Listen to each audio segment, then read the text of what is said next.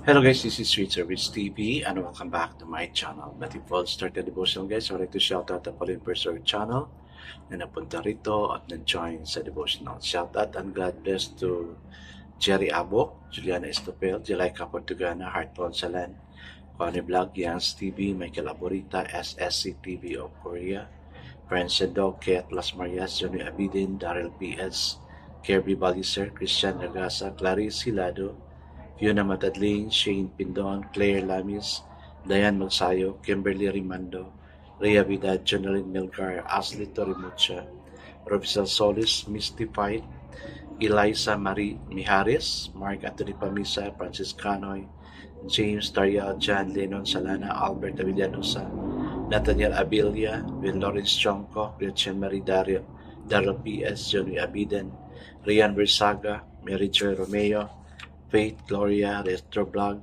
Jillian Bogo, Mary Princess Cosi, Gretchen Marie, Shaina Berbo, Bia Hampit, Maride Del Cababasada, Marian Moreno, and Francis Cano. Shout out na rin sa mga hindi nakisabay na manood sa devotional but still napunta pa rin dito para manood at makinig sa devotional. God bless us all guys.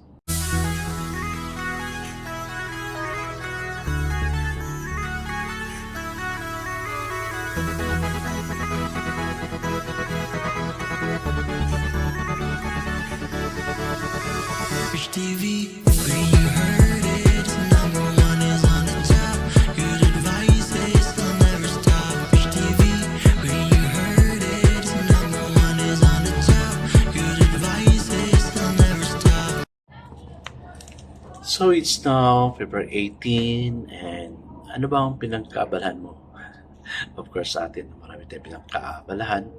Preparation for Foundation Day and of course yung pag-aaral para sa mga estudyante and of course sa mga kaibigan ko naman na mga YouTuber, abala talaga sa pagtatrabaho for our family. I guess it's our procedure devotion. Let's open the Bible to Mark chapter 6 verses 1 to 6.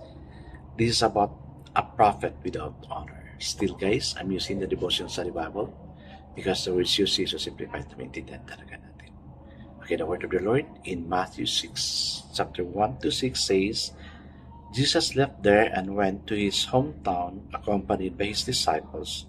When the Sabbath came, he began to teach in the synagogue, and many who heard him were amazed. Where did this man get these things? They asked.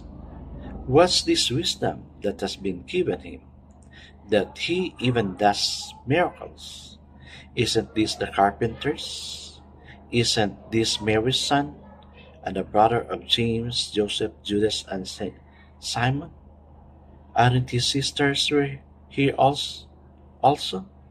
And they took offense of him. Jesus said to him, only in his hometown, among his relatives, and in his own house is a prophet without honor. He could not do any miracle there except lay his hands on a few sick people and heal them.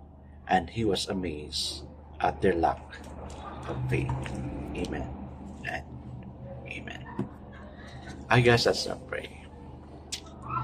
Yes, Father God, it's really a struggle to be like that. I really experience it, Lord God. Minsan yung pamilya pa, unang hindi maniniwala sa mga sinasabi namin. The kings, the relatives, the neighbors, and the people surrounding us. But praise God, you have given us the power to say the word, and that later on they also believe. Lord, we continue to ask wisdom that comes from you. Wisdom, knowledge, and understanding how to do things, particularly in sharing your word. Bless us, O God, that we may understand your word this evening. Talk to us, O Lord God. Talk to us. Teach us to listen also to your still small voice, because we know you are talking to us. Amen and amen. The focus verse for this evening, guys, is found in Mark chapter 6 verse 5, and it says, he could do no mighty work there, except that he laid his hands on a few sick people and healed them. Tell me what makes you discontent, and I will tell you What drives you? Yes, meron ako. No, meron ako. Very obvious. And of course, I really keep on praying for this. Show me your indignation, and I will show you imperatives by which you live. Tell me what stirs you up enough to want to change things, and I will tell you whether you are living while you are alive. Grabe, no? Very opposing yung mga ano niya. The inventory can show us quickly whether we are dealing with soul-sized issues or piddling about in the eddies of irrelevant self-pity. Ayun. Okay.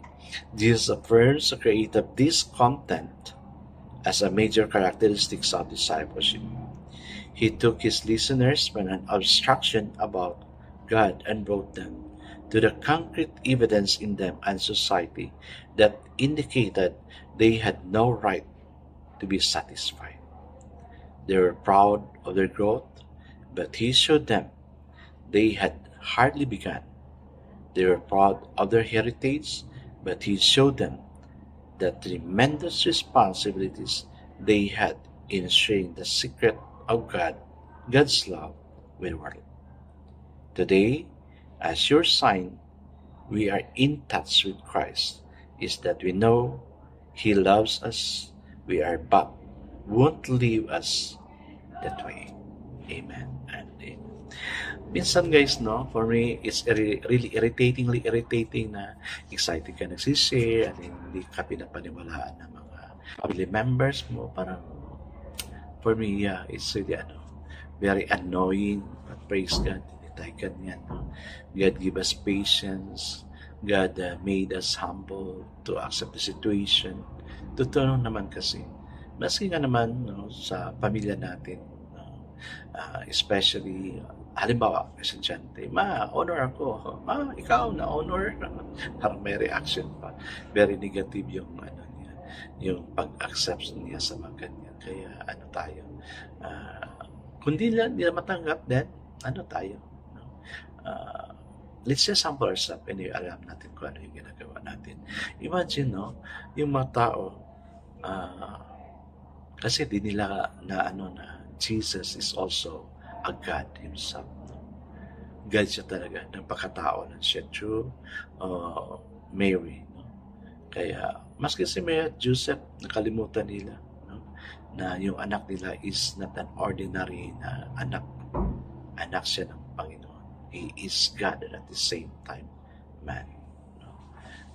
Buti na lang nangyari sa Palisades sa California. No? Because of that, marami na talaga bumalik kay Lord. No?